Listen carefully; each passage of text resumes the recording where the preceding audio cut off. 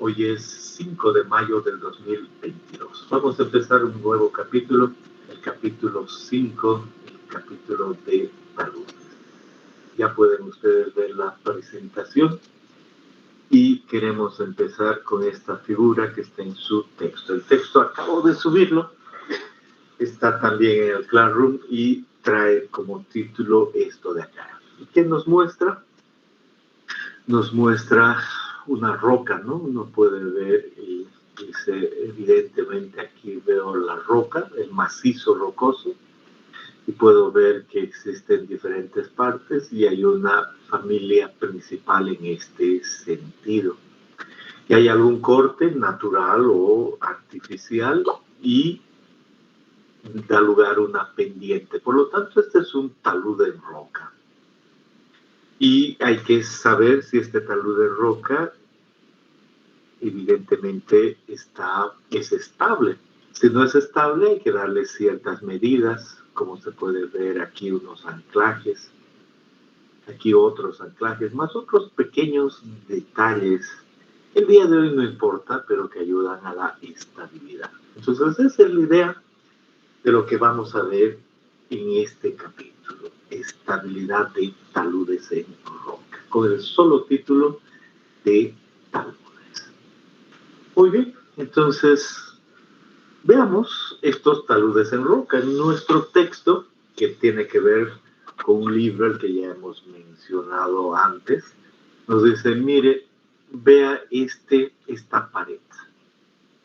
Tiene unos 1000 metros de altura y tiene un nombre especial, pero qué interesante, no estamos hablando de 10 metros, no estamos hablando de 100, podemos hablar de unos 1000 metros. Y si nos vamos a los yungas, 1000 metros a veces parecen poco, ¿no? Poco. Y en un talud de roca se puede dar esas alturas naturales. Entonces, ¿necesita uno aquí calcular la estabilidad? No, es simplemente estable. Cuando uno necesita saber la estabilidad, cuando hace ciertas construcciones en esas rocas. Esta es una mina.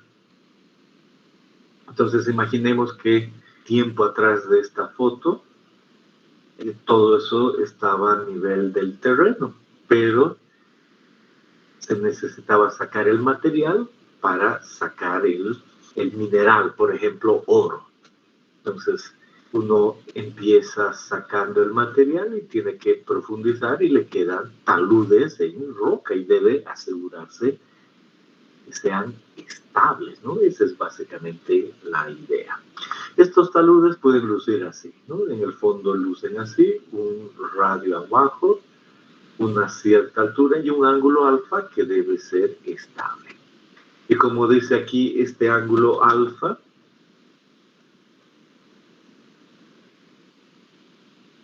es el ángulo general del talud, el ángulo general del talud, y ese ángulo pues depende, y cuando cambia el ángulo cambian ciertos parámetros. ¿Qué parámetros se marcan acá? Ingresos,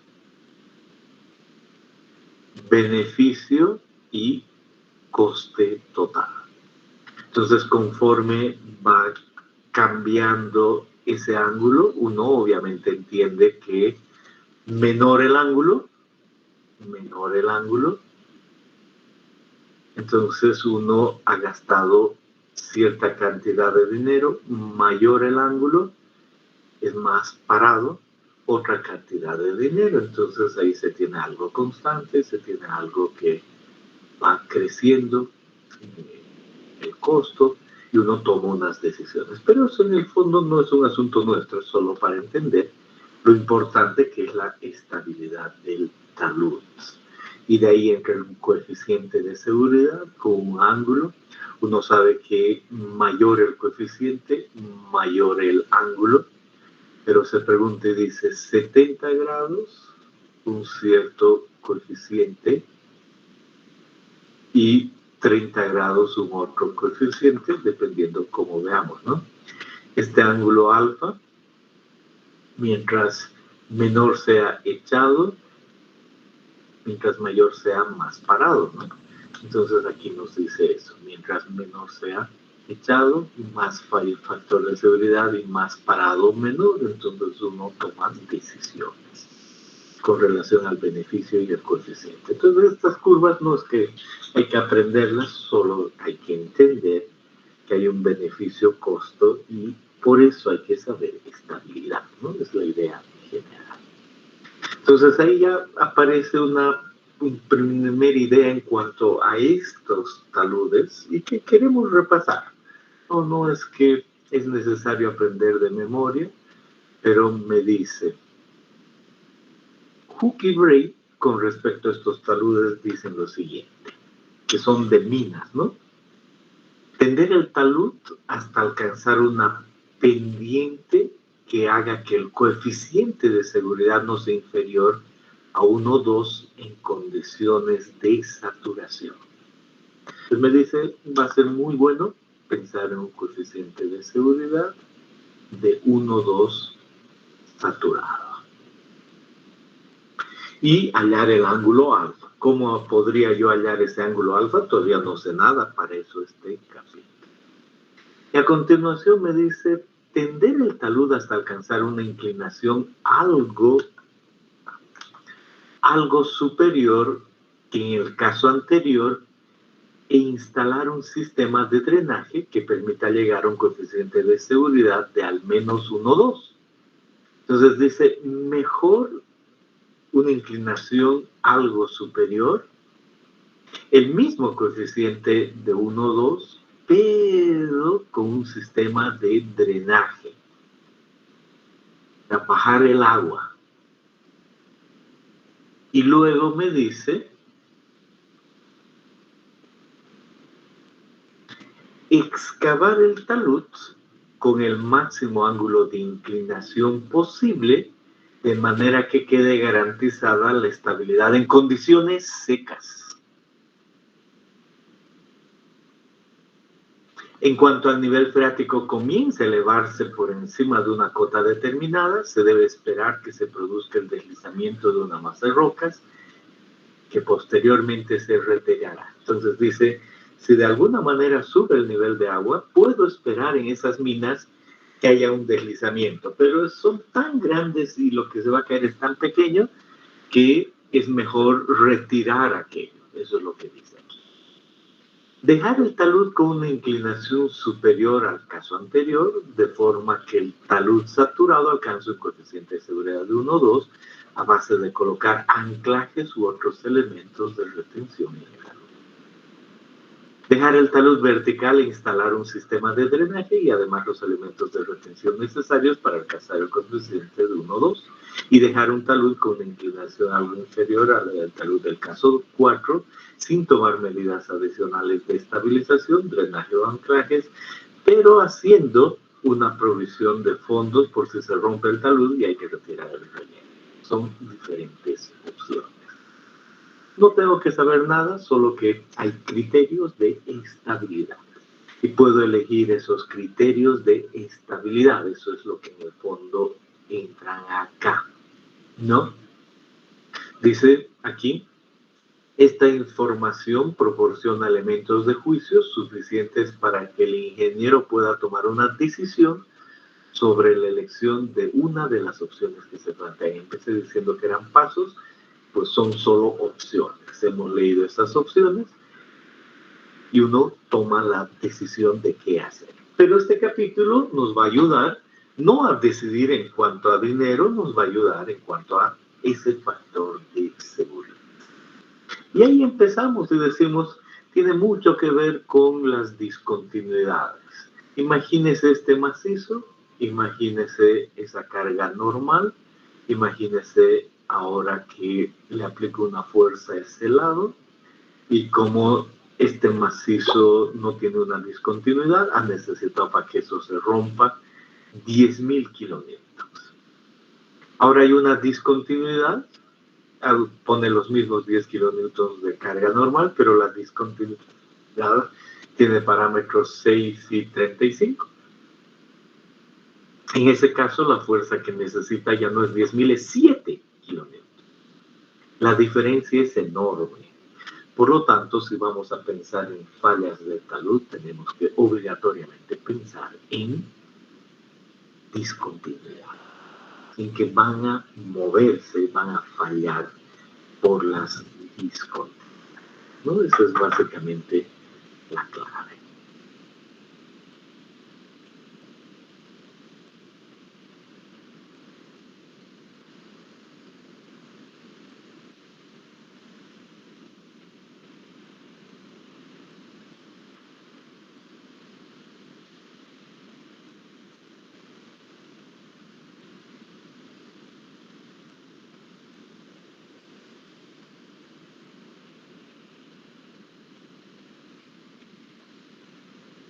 Bien.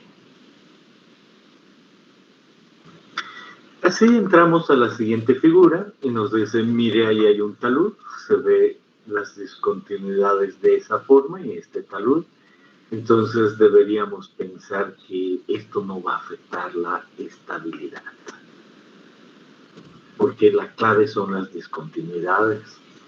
Se cambia la situación y las discontinuidades con respecto a nuestro talud son de esta manera. Bueno, uno dice, bueno, tampoco debería afectar eso la estabilidad. Pero, ¿y esto? ¿Qué pasa con ese talud y unas discontinuidades en ese sentido? Aquí ya veo que se ha caído un pedazo, entonces esto es otra cosa, este es un talud que ha cambiado debido a las discontinuidades. A lo largo de esa discontinuidad se ha superado la resistencia al cobre. Otro ejemplo de esto, uno dice, a ver, yo veo que aquí tengo una falla. Veo que es una falla inversa y yo en esta porción, para alguna obra, puede ser una carretera, por ejemplo, voy a hacer un corte de esta manera, ¿no? Es totalmente posible. Entonces yo veo que debo verificar a lo largo de esta discontinuidad la resistencia de la discontinuidad y debo compararla con el esfuerzo normal que hay en ese sentido, ¿verdad que sí? Entonces es clave las discontinuidades. Son clave en el análisis de estabilidad.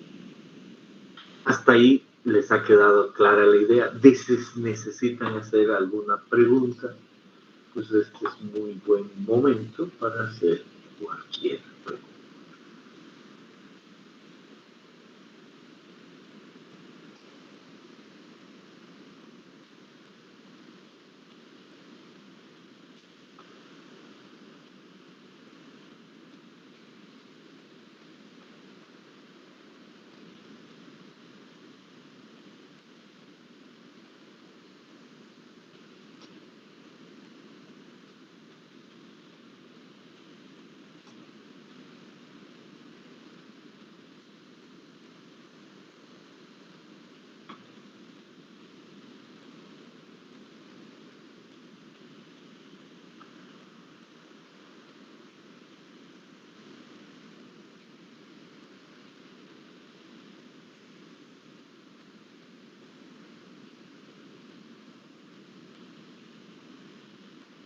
Bien.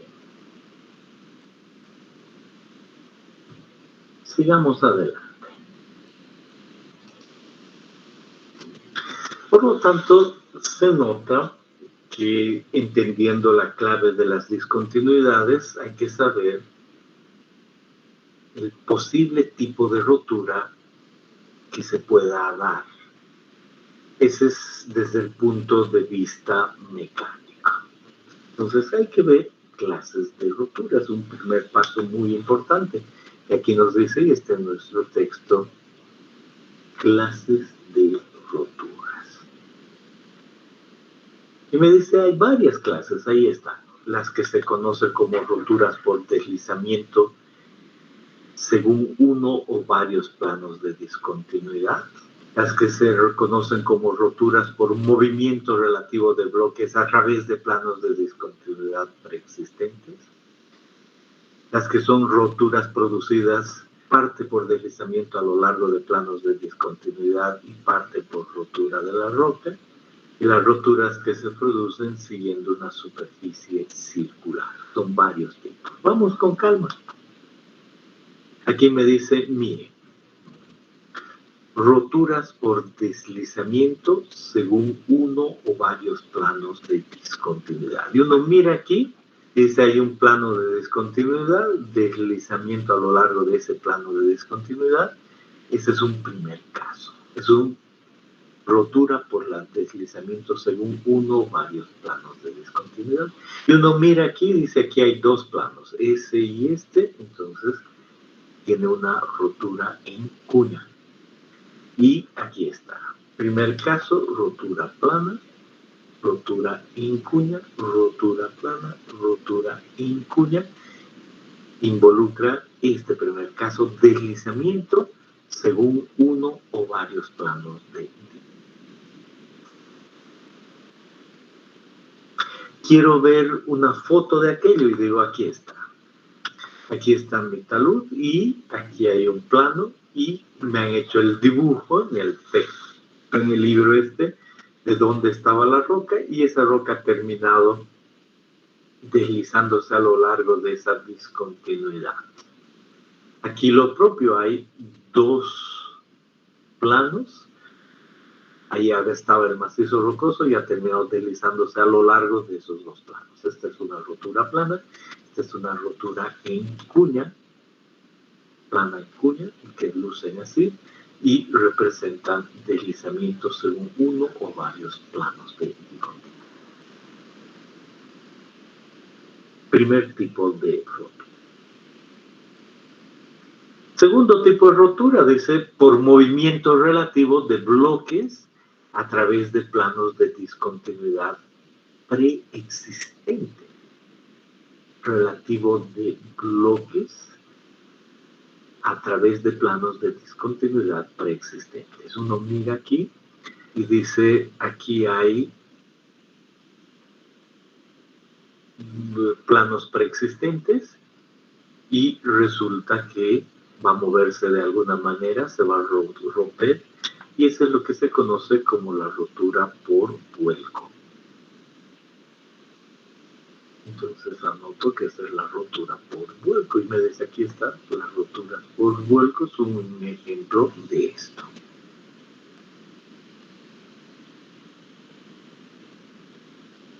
También me dice roturas que siguen discontinuidades paralelas al talud.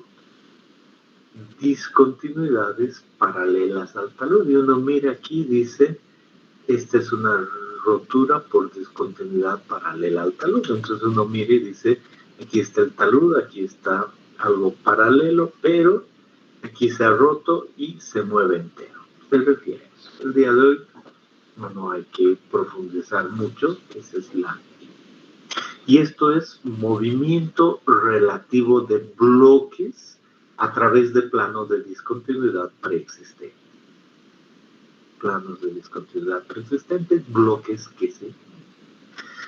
Vemos una foto y me dice, esta de acá es un ejemplo de eso, ¿no? Una rotura por vuelco. Entonces ese es el talud, la discontinuidad en ese sentido. Eso termina esos bloques moviéndose a lo largo de estas roturas, entonces ese es el caso de rotura por vuelco. Veo aquí este otro y me dice, estas de roturas por discontinuidades paralelas al talud, como acabo de ver en esta mina, se puede ver que se ha hecho la excavación, aquí está, y es una excavación grande, y en este sector se ha desplazado todo un bloque y abajo el plano de discontinuidades paralelo al talud. ¿Qué ha pasado? Aquí abajo se ha roto la roca de alguna manera, entonces ha producido ese movimiento y eso es lo que estamos. También podríamos pensar en otro tipo de roca, pero repasamos y decimos, esta es una primera rotura, deslizamientos según uno o varios planos de discontinuidad. Y vemos aquí y decimos movimiento relativo de bloques a través de planos de discontinuidad. Y las fotos, estas de arriba, estas y esta, nos ayudan mucho a visualizar aquí. ¿Alguna pregunta al respecto? ¿Algún comentario? Este es muy buen momento.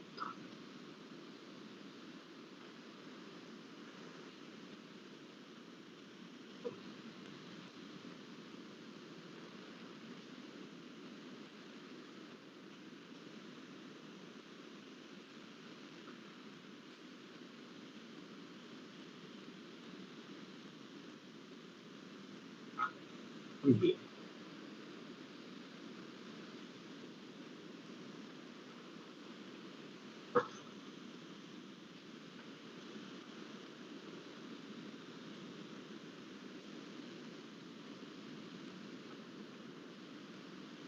Vamos a ver otros tipos de rotura. Me dice aquí, miren, también están las roturas producidas parte por deslizamiento a lo largo de planos de discontinuidad y parte por rotura de la roca. Entonces aquí le daremos un otro color, solo para entender que es otro tipo de rotura. Le daremos este color. Y me dice, dentro de estas entran las que se consideran como roturas en escalón, roturas mixtas, roturas complejas, roturas que siguen parcialmente discontinuidades paralelas al talud, parcialmente, y como ejemplo de esto, el pandero. Entonces me dice, miren las figuras. Esta figura muestra unas discontinuidades, muestra otro tipo de roca acá, ¿no? Entonces se entiende cómo se ha formado esto.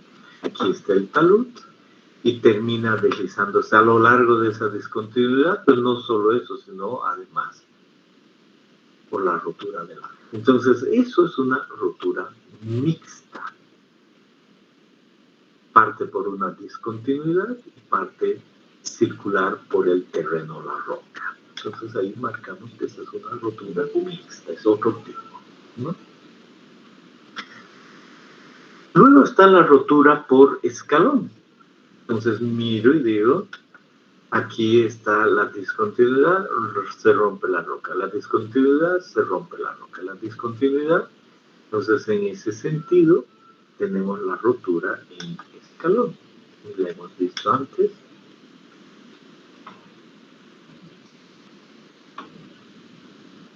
Sí, ¿no? Es esta que está aquí, el mismo tipo de roca.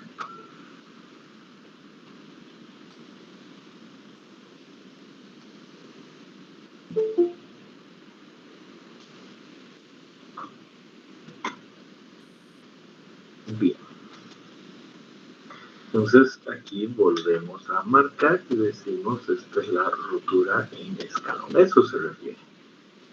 ¿Cómo se calculará? Todavía no sabe. Y además me dice que pueden haber roturas complejas. Entonces, como dice acá, por ejemplo, esta es una rotura compleja, porque por un lado tiene un sector circular y además vuelcos. Eso es algo que se considera por complejo.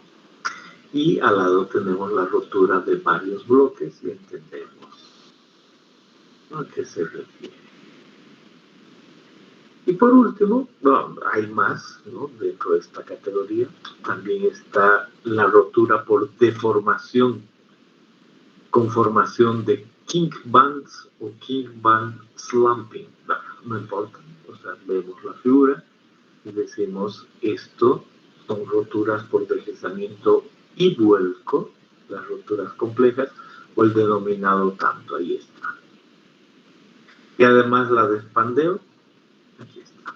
¿No? Y cuando vemos esto se refiere a pandeo. Y aparte está esta otra categoría de lo circular. Y ahí ya le ponemos un otro color. Y hacemos, por ejemplo, superficie circular. Y aquí está la rotura circular asociada con... Habíamos visto una foto aquí. Es también posible en un macizo tener ese tipo de rotura. Entonces, esos son los tipos de rotura. No es que hay que saberlos de memoria, repetir ahora, pero nos da una idea de qué puede suceder y hay que atacar cada uno de ellos, ¿no? Eso es importante. Le vamos a agregar que también está en lo que se conocen como bloques desprendidos, ¿no? Que no es ninguna de las categorías anteriores. Ahí hay un bloque, ha caído de arriba y este es un caído también, ¿no? En el texto aparecen otras fotos, muestra bloques caídos en este sector asociado con esto, ¿no? Uno puede ver bloques caídos o puede haber una caída general tipo rotura plana en un corte minero que se asocia a eso, o una circular, así lo que hemos estado viendo. Bien, entendidos los tipos de rotura, lo que queda claro es que hay etapas para un estudio de estabilidad. Con eso que ya sabemos, queremos realmente prestarle mucha atención a las etapas. O sea, ¿qué está envuelto? ¿Qué debemos saber como ingenieros civiles cuando hablamos de taludes? Vamos a agrandar un poquito y decimos, vamos a pasar esta porción y empezamos con esto. Y decimos, nos interesa primero saber el modelo geológico y también el modelo geotécnico. Y de hecho, todo lo que hemos visto hasta ahora es para entender el modelo geológico y el modelo geotécnico. Y nuestro macizo tiene una estructura, tiene cierta litología, un cierto grado de meteorización. Las discontinuidades tienen ciertas características geomecánicas y hay agua de cierta manera. Entonces, todo eso constituye el modelo geológico. ¿Cómo determino todo esto? Capítulos 1 al 4.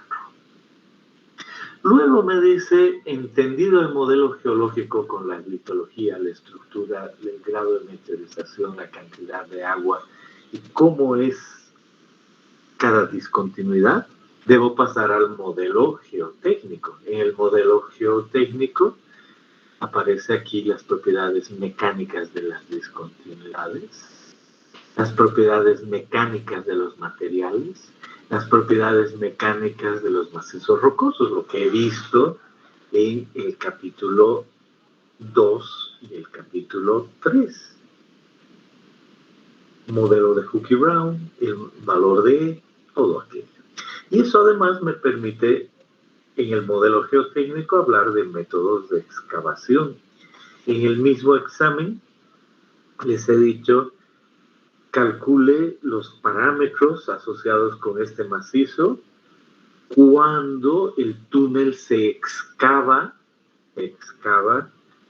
con voladura que destroza todo, o cuando se excava con voladura que no altera la roca, cambia la del modelo geotécnico, ¿se acuerdan?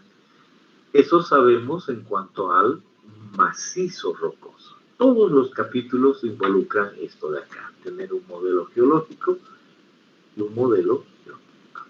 Y ahora acabamos de aprender que además existen ciertos tipos de rotura y estos tipos de rotura están condicionados al modelo geológico y al geotécnico.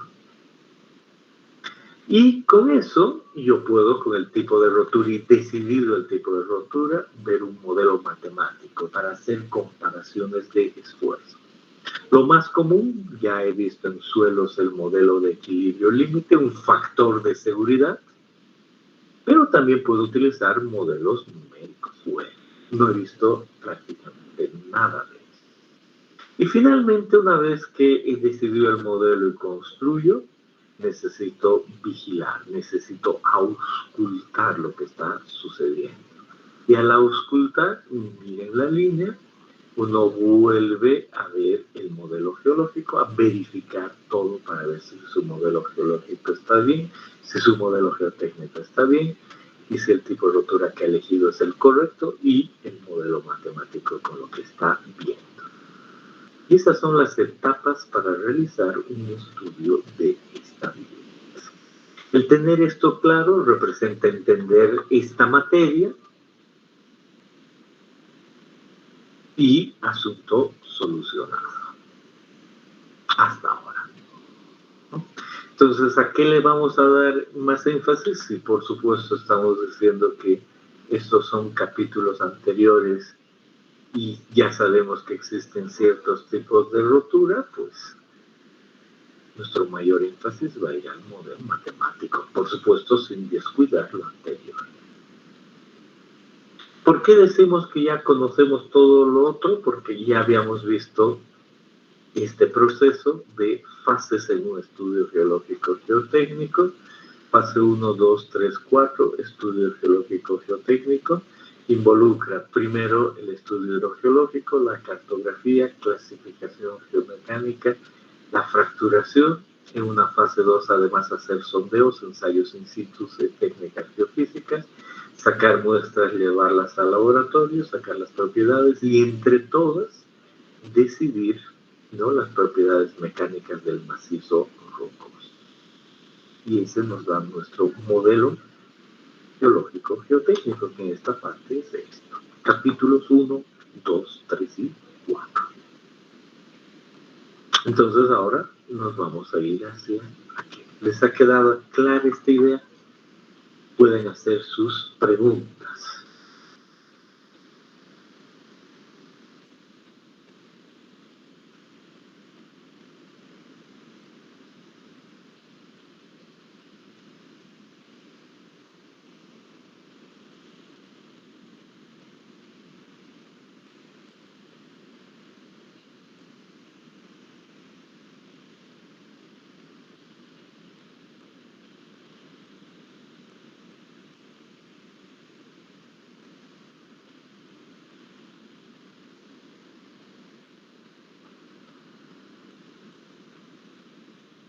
Muy bien. Entonces, a veces parece que los alumnos están solo conectados. Vamos a llamar una pequeña lista. Está Camila Paola Pereira. Presente, Inge. Está Edgar Espada Ugarte.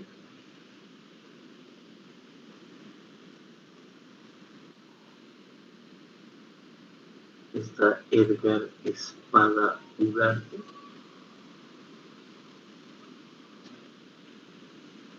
Una vez más, está Edgar Espada Ugarte. Presente, Inge. Está Franz Joel Cruz. Presente, ingeniero. Está Grover Quiñones Ocio. Presente, ingeniero. Está José Enrique Fernández. Presente, ingeniero. Está Lucía Alejandra Galindo.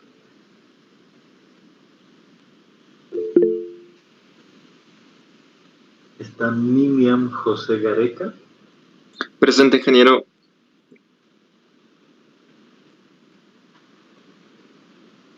Está Romer Fernández.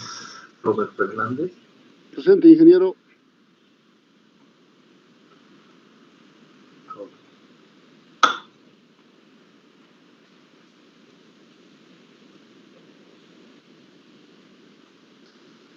Vamos. Seguimos adelante. Ahora nos vamos a un proyecto que conocemos. Queremos entender más sobre taludes como introducción. conocemos el proyecto Misikuni, la presa que ha sido ya construida, y entendemos que esa presa construida ha terminado de esa forma. Vemos de un lado, de otro lado, y la imagen de Google incluso se ve así. Cuando la vemos de arriba, decimos muy interesante cómo en este sector, aquí, el sector derecho, se ha tenido que hacer ciertos taludes, ¿no? Ahí hay taludes construidos. Entonces ahí hay taludes que tienen que ser estables. Adicionalmente, puedo yo ver en este otro sector, para llegar a ciertos niveles aquí asociados con el vertedor, también se ha tenido que excavar y ahí hay taludes, y lo propio aquí hay taludes, aquí está el vertedor, ¿no? Y esos taludes de seguro están asociados con roca, ¿no? Se nota. Si vemos detalles de la construcción, decimos en algún momento, pues se estaba construyendo el terraflé para la presa, y como para esto se nota que se formó ciertos taludes aquí, ciertas excavaciones, y ahí están ciertos taludes, aquí un camino, más taludes, aquí arriba lo propio, y es parte de esto, ¿no? Vamos a decir que como historia, para entender bien esto de los taludes y cómo nos interesa, esta presa, que dice inicio del 2019, pues empezó de esta forma. Este es el estribo izquierdo, y aquí dibujado, replanteado el vertedor, ¿no? Lo que se puede ver ahí, y la necesidad de hacer ensayos adicionales. Entonces empezó el 2009, pues introduciendo equipo, miren el equipo, y ese equipo que ha podido moverse hasta cierta altura. ¿Para qué? Para que pueda llegar un camión de sondeos, la primera idea acá, ¿no? Entonces, aquí parece otra cosa, ¿no? Es solo eso, de llegar a ciertos puntos para tener sondeos adicionales. Y después la siguiente dice abril-julio del 2010, y la idea de que el sector que les he mostrado está aquí ya tapado, y que se ha empezado a esta altura. El eje de la presa, aquí la cota superior de la cresta y ciertos trabajos en esa cota, ¿no? Ahí abajo. Y la idea otra vez de ciertos caminos para sondeos, eso ha sido lo primero en este, y la idea de que después de hacer trabajos ahí, la situación arriba no fue totalmente estable, se nota, ¿no? Eso es un talud gigante, pero ahí arriba se nota un movimiento. Entonces, viendo otra vez este sector, poquito atrás, ¿no? La idea de que en esa cota de la cresta empezó con ciertos trabajos, y eso ha representado una cierta estabilidad e inestabilidad arriba. Si vemos un dibujo de aquello, eso representa que el río está aquí, aquí está el túnel, aquí la galería, y aquí el camino ese del que hemos hablado, y eso una cierta inestabilidad, entonces ciertas grietas y deslizamientos a lo largo del tiempo, ¿no? Entonces por eso esos colores que representan la cresta, y aquí incluso una fisura, una grieta. Bien, consecuencia, en esa situación, después de un tiempito, o antes, no importa, pues antes en realidad de la última foto que les he mostrado, que tenía cierto movimiento, pero se estaba decidiendo llegar y construir aquello, pero hubo un deslizamiento en marzo del 2010, que ya nos puso en otra situación, la que les mostré antes, por lo tanto un nuevo diseño. Uno mira y dice, ¿esto es roca? No, esto es suelos. De hecho, les he mostrado esto mismo en suelos 2 para mostrar que es posible aquello. El análisis detrás de este talud tiene que ver con decidir. ¿Ha sucedido un deslizamiento simple, un deslizamiento múltiple o uno sucesivo? Uno simple, uno solo y todo el deslizamiento. Uno múltiple, empezando con uno, pasando a otro y así corriendo. Entonces uno mira esto y dice, muy interesante, como en este caso, en este material ha habido un deslizamiento múltiple, pensando en que se ha afectado primero una pequeña porción aquí. Uno dice, chiquito abajo, con respecto al talud grande debería ser estable, pero con respecto a este talud pequeño no es. Y va corriendo, ¿no? Eso es lo que dice, va corriendo. En este caso, ustedes pueden ver que alguna de estas grietas, o la roja o la verde, representa eso, un deslizamiento. Y esos son los que queremos evitar. A nadie le gusta que suceda eso. Y la grieta detrás, aquí se nota, ¿no? Se puede ver una grieta ahí, aquí mejor, el movimiento detrás. Entonces, el modelo detrás de esto, en este caso, es este. Se tiene aquí el perfil natural del terreno, si empezó, y a continuación unas excavaciones. Entonces uno mira y dice, el 7 de julio del 2010 tenemos esto, este otro tenemos el perfil del terreno al 12 de marzo del 2010, luego el deslizamiento al 12 de marzo. Entonces la idea es esta. Primero se tiene el nivel natural y luego se excava.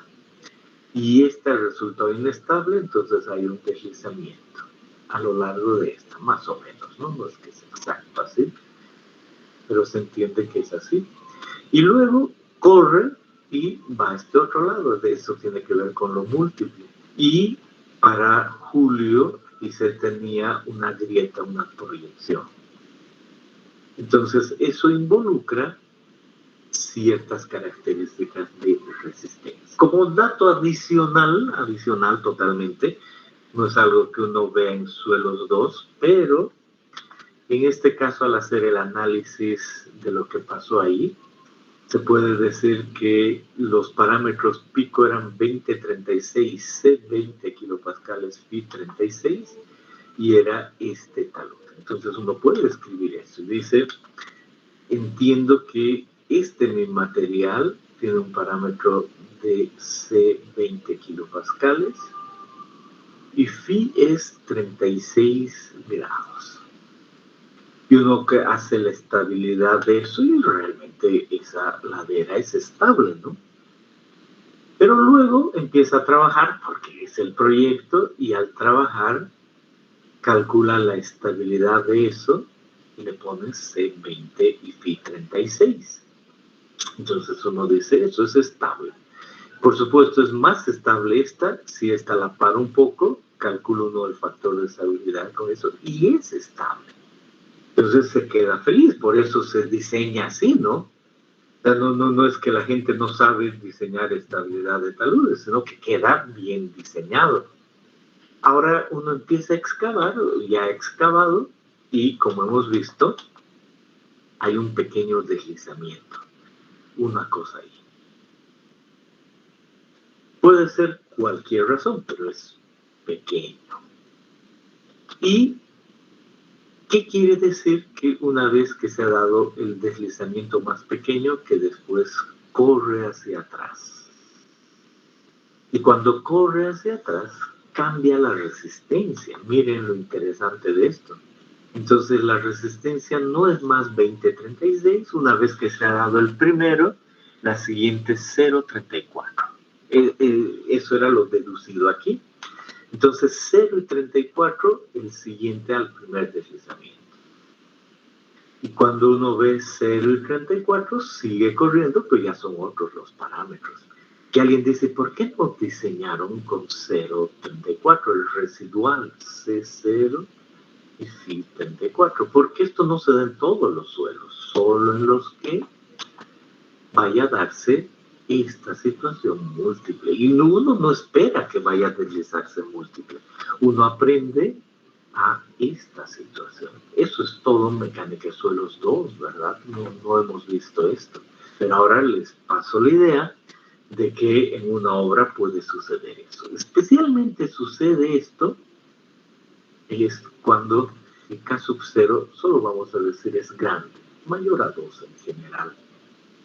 Cuando el suelo está sobreconsolidado puede darse esto.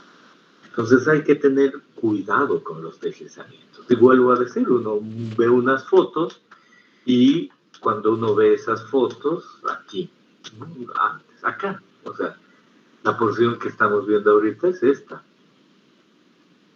Y uno mira eso y dice, es estable. Y uno hace ensayos, no es que no.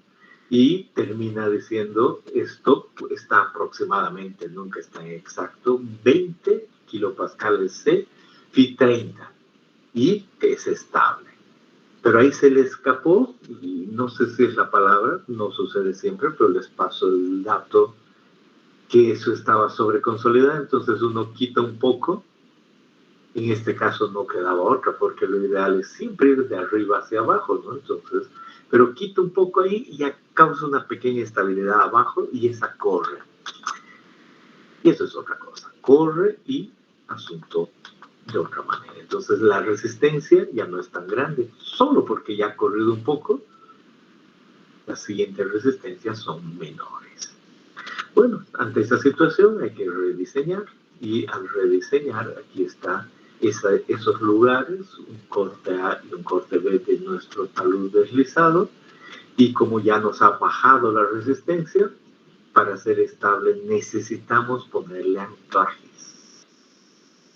Entonces, el rediseño se empieza otra vez, pero cuidamos en este rediseño, no es el concepto de lo que ha sucedido acá, pero ya no dejamos así pelado, sino que tendemos un poquito y le ponemos hormigón. No siempre se pone hormigón, pero en este caso sí, eso evita que realmente el agua de lluvia ingrese, queda algo más protegido, ¿no? Esa es la idea.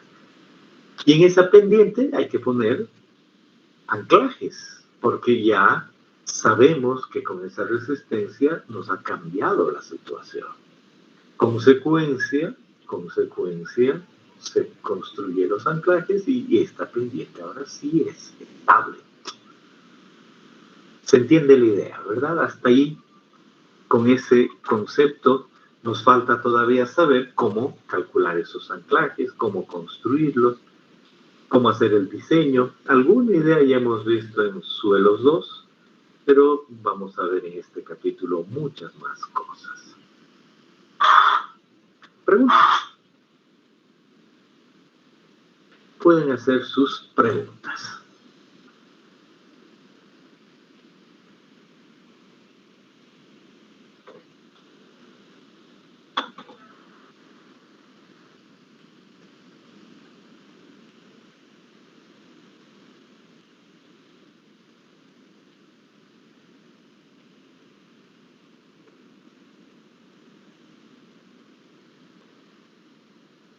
Bien.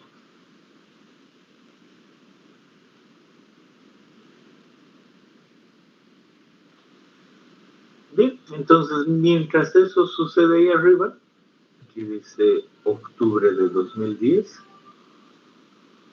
no haya habido algún problema, igual el resto de la presa ha necesitado otras excavaciones, más taludes, otras excavaciones para llegar al modelo, para poder construir el terraplén, y muy especialmente enero 2011 y la excavación aquí para que salga el túnel. Esa es la clave, ¿no? Por ahí va el túnel, entonces hay que llegar a una altura para empezar por este lado o para que salga el túnel. De ahí viene eso, no es que uno se inventa aquello y necesita el túnel para desviar el agua. Entonces, vemos el esquema de este sector.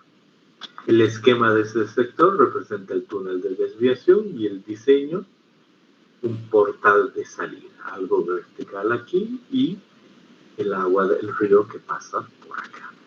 Y uno empieza a excavar el eje del vertedero aquí atrás y lo que hemos visto, ¿no?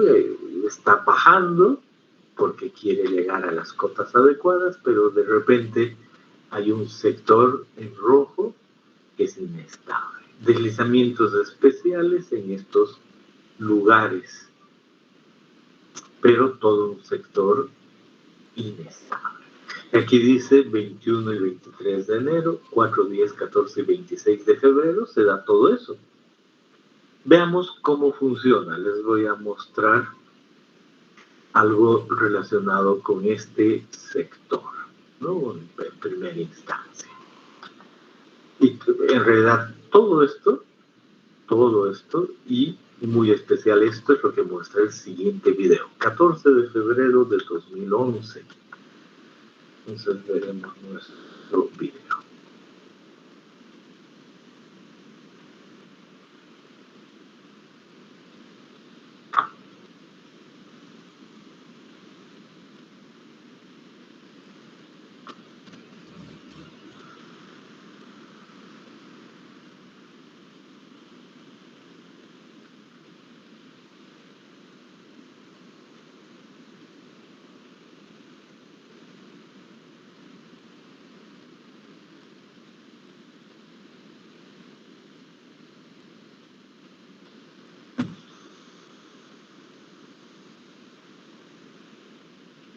Bien, entonces hay uno que ve, después de un tiempo, claramente un movimiento de roca, ¿no? Ciertos desprendimientos. Es clarito, ¿no? Es cuestión de estabilidad. Y ya tiene su parte de hormigón, parte ya que no es roca buena, se nota. Un poquito aquí, un poquito allá.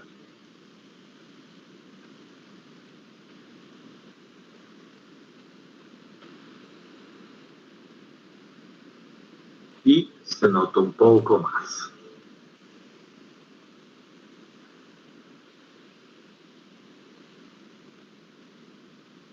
Y ahora lo más grande.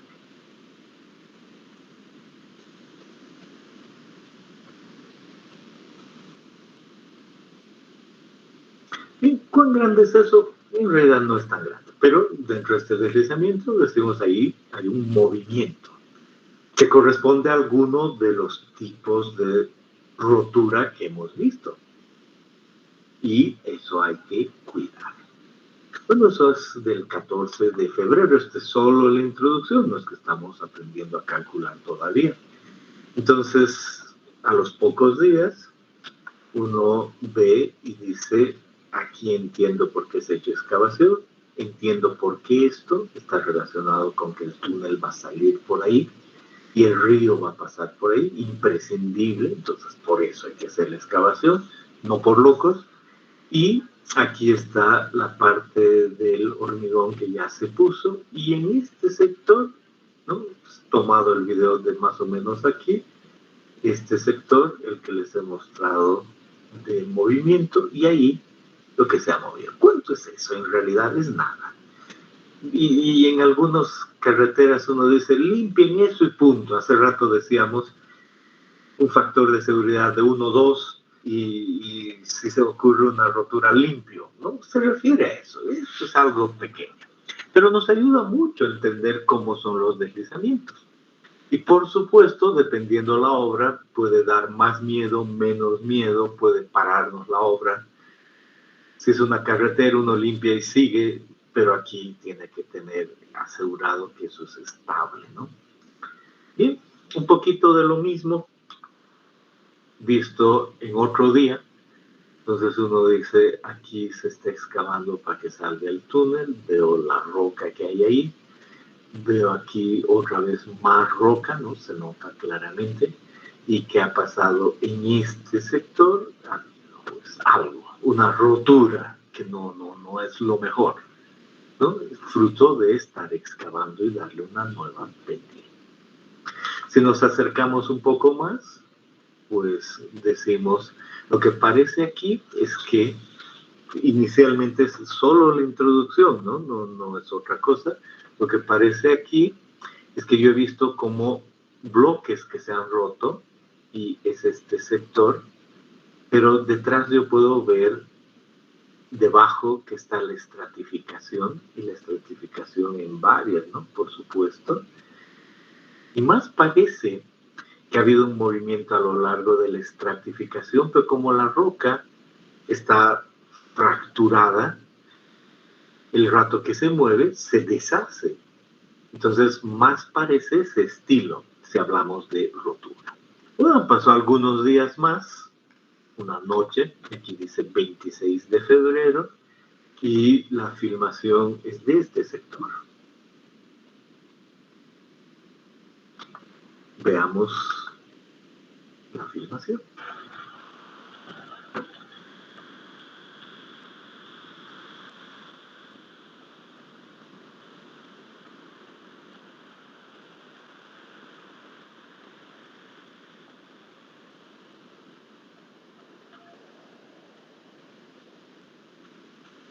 La roca moviéndose. Muy especialmente, fíjense aquí, esta grieta. Ahí arriba a la izquierda. Bueno, pero no es tan importante. Es un movimiento de la roca, algún tipo de rotura, ¿no? Y uno tiene que evitar eso por un lado y por otro lado distinguir si le sucede cuál es el tipo de roca. Ahí no hay mayor problema, ya es cierto material que está encima suelto.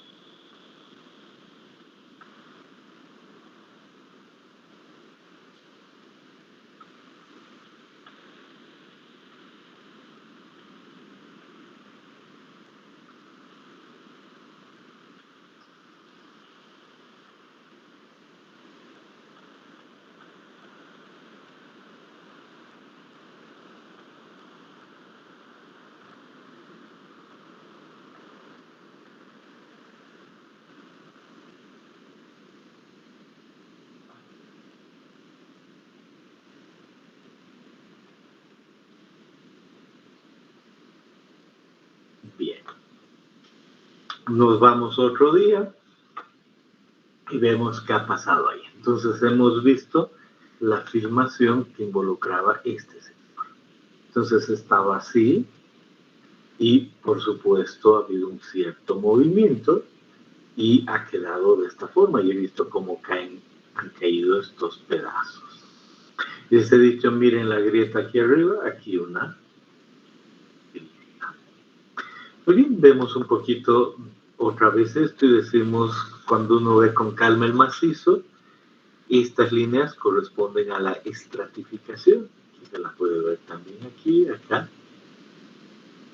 Y estas otras corresponden ahí en ese sentido, a las diaclasas J2. Consecuencia, uno en este caso mire y dice, muy interesante, entre las diaclasas en ese sentido y la estratificación en ese sentido, yo puedo ver que ha habido una cuña, un deslizamiento a lo largo de dos discontinuidades de todo esto, ¿no? Esa es la idea aquí. Entonces uno vuelve a ver y dice, aquí está la estratificación, aquí están las diaclasas y ha habido un movimiento de toda esa porción ahí. Y por supuesto que uno no es que ve el movimiento así de exacto, ¿no? Porque al moverse se deshace la roca, pero la conclusión es muy simple, ahí se ha dado una cuña. Bueno, en este caso después se han visto detalles, ¿no? Como 15 sectores para ver las discontinuidades y otros más para tomar muestras. Y parte de lo que se ha visto que había ahí abajo era esto. Entonces, ¿qué ve uno ahí? La estratificación. Miren la cantidad de arcilla saturada en la estratificación. Entonces uno dice, ya entiendo que había ciertos sectores realmente que no estaban asociados con una discontinuidad de la roca misma, sino con una arcilla saturada. Volvemos a este dibujo y decimos, ahora ya veo más claro. Este es el portal de salida y ha tenido que excavarse, y este sector, por la roca más fracturada, la cantidad de arcilla ha presentado ciertos movimientos, especialmente en este sector. Este azul es el que hemos visto, se ha mostrado una cuña, ¿no? En este sector, el movimiento anterior.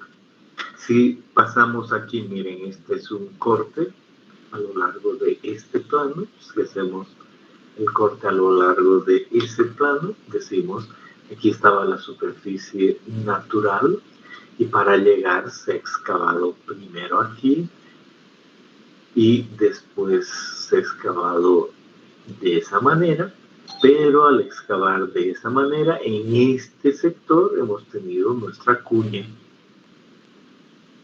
Y a futuro, si seguimos bajando, puede ser todavía más inestable si tenemos esa superficie. Y si bajamos hasta aquí, va a poder extenderse más. Hay que tomar medidas.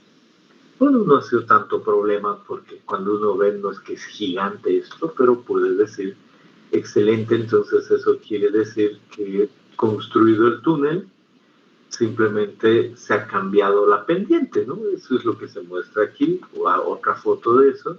Entonces se ha cambiado un poco la pendiente, entonces se supone que esto es estable. Y al borde no se ha necesitado hacer más. Esta es la porción que les he mostrado asociada con esto. ¿Qué rato se deslizó eso siguiendo una falla plana? Bueno, en algún momento ya quedó así. He aprovechado de mostrarles esto para saber cuál puede ser la rugosidad, ¿no? Si hacemos la prueba en un espacio, lo que representa la longitud total. Y ahora está en el contexto del talud. Ahí está nuestro talud, está la porción que ya no necesite hacer nada, esta la que cambió de pendiente. Y cuando uno ve eso, dice, bueno, comparado con todo es algo pequeño, pero mejor si evitamos. Pues no siempre se puede, no es que se conoce a detalle cada característica, ¿no? Y eso, si vemos en este contexto, hemos hablado de este sector. Y hemos entendido qué cosas pueden suceder en un talud. Antes habíamos hablado de algo aquí arriba, ahora directamente en roca acá. Muy bien. Vamos a ver más detalles en este capítulo, pero se nota que es parte de la vida diaria y real de un ingeniero esto de los taludes en roca. ¿Hasta ahí algún comentario, pregunta?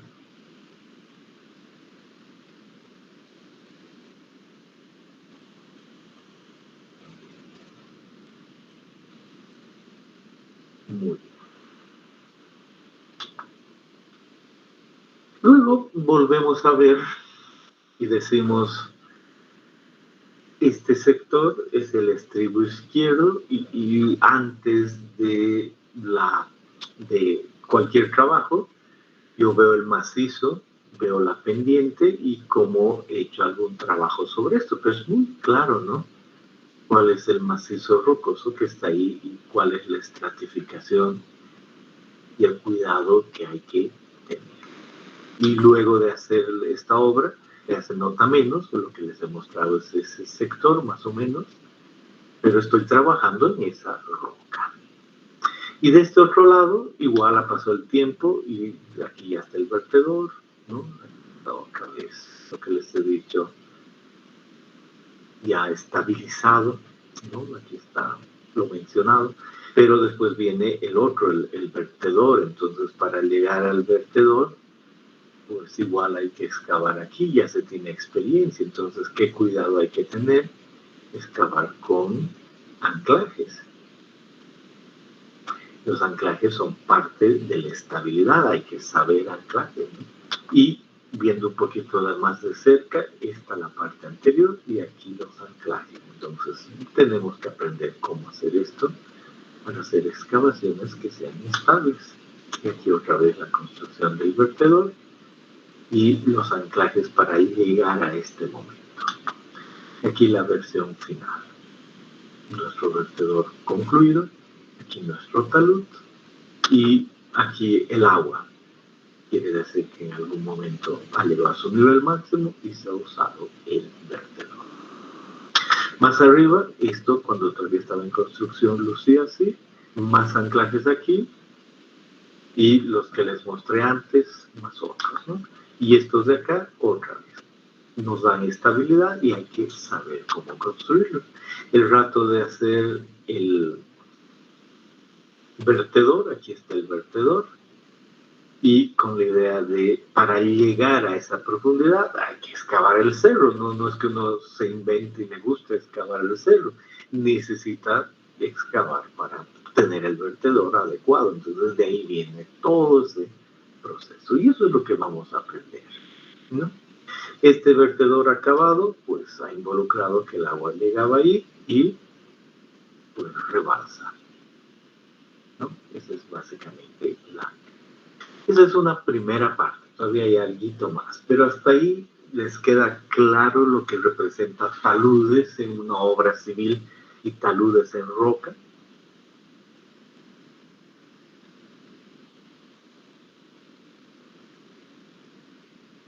¿Algún comentario o pregunta?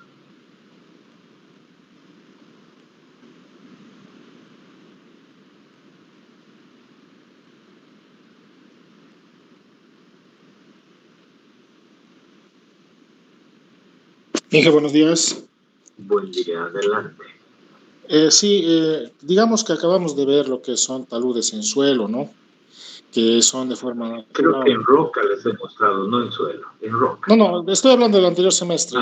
Ahora, este semestre estamos viendo lo que son taludes en roca. Estos taludes tan de roca, digamos, y tanto de suelo, entre comillas, ¿deben ser naturales o es que también se pueden construir de cierta forma llevando roca al lugar y poniendo y cementándola?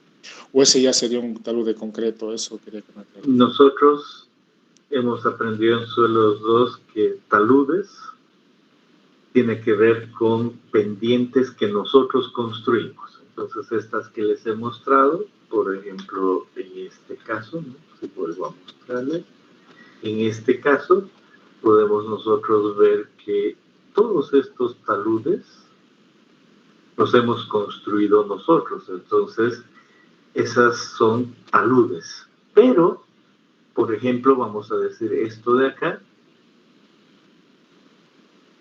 no la hemos construido nosotros, la dejamos natural, por citar algo. Si no tocamos, entonces esa es una ladera. Y nosotros podríamos, evidentemente, colocar, no, ahí nomás, primera idea, talud y ladera, pero son cortes. Ahora, ¿qué va a pasar aquí en este sector, en este rector?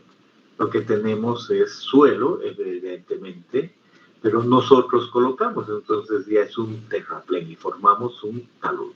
¿Podría de forma natural haber aquello? Podría, pero a eso ya no le llamamos nosotros talud, le llamamos ladera. Y aquí en este sector hemos entendido, y se puede ver eso en esta imagen, en este sector, es que estamos poniendo rocas y no cementadas, ¿no? Si agrando eso, equivaldría, uno ve con calma, son rocas, ¿no? Las que estamos poniendo, y no es que se pueda decir que esa sea finalmente un macizo rocoso, no, pero tengo yo la roca y esto se llama el enrocado. Y esto tienes que ser estable también. No es tanto problema porque es un espesor bajo, pero de esa manera yo podría colocar algo. Pero no más, ¿no? No, un macizo rocoso no se coloca. Un macizo rocoso se corta, si eso responde a tu pregunta.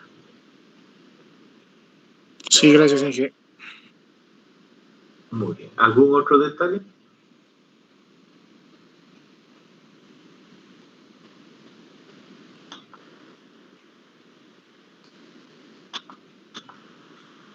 Bien. Un detalle adicional, en la acreditación me han mandado una carta y me dicen, mire, para conocimiento de los alumnos, Hay un programa de difusión para la acreditación y dice, se tendrá unos talleres de difusión por materia, el cual consiste en que un par de integrantes de la comisión de autoevaluación ingresen a cada clase por unos 45 minutos aproximadamente. Entonces avísenos cuando lo visitamos. Y yo les he puesto el siguiente jueves. Entonces sepan que el siguiente jueves vamos a llevar nuestra materia en mitad, pero mitad van a utilizar los de la comisión, no sé quiénes vienen, pero es tan obligatorio como estar en clases. Pero bueno saber cuándo es eso, ¿no? Eso es lo que les he dicho, que por favor nos visiten. El jueves había un formulario que llenar, pero no creo que vaya a haber ningún problema. Quizá alguno de ustedes mismos está en esta comisión. ¿Alguno está o no?